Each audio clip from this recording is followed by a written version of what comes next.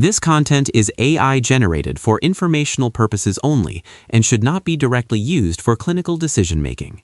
Hello, and welcome back to the Neurosurgery Hub podcast. I'm Dr. Aris, senior attending here, and I'm joined as always by our research fellow. And I'm Dr. Laura.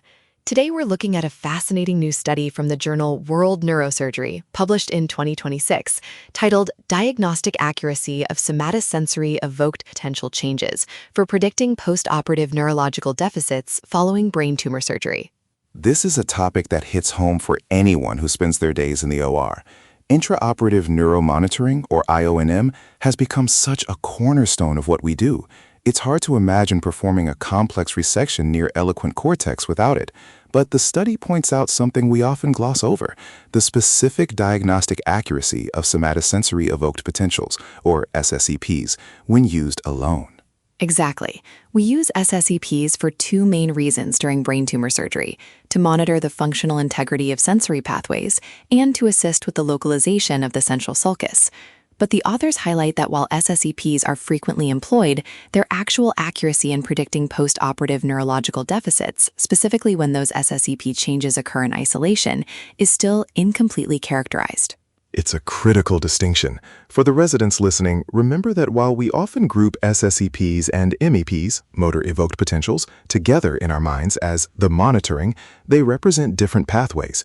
SSEPs give us that beautiful phase reversal to find the central sulcus, but how much should we sweat a decrease in amplitude or an increase in latency during the actual tumor resection? That's the core of the paper's inquiry. In the context of brain tumor surgery, the goal is to reduce the risk of neurological injury. If we see a significant change in the SSEP signal, we need to know, does this change actually mean the patient is waking up with a deficit, or is it a false positive that might lead us to stop a resection prematurely? And that speaks to the diagnostic accuracy part of the title.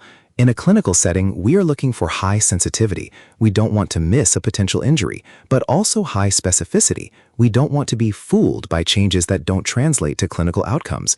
The paper notes that relying on SSEP changes alone is where the data gets a bit murky.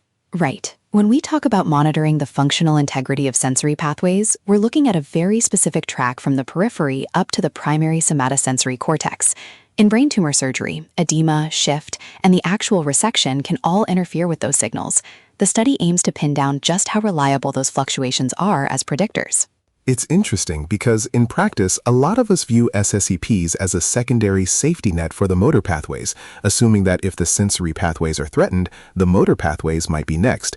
But as this study suggests, if we are looking at the diagnostic accuracy of SSEP changes alone, we have to be very careful about our interpretations. And for our medical students listening, it's worth noting that localization of the central sulcus is one of the most robust uses of SSEPs.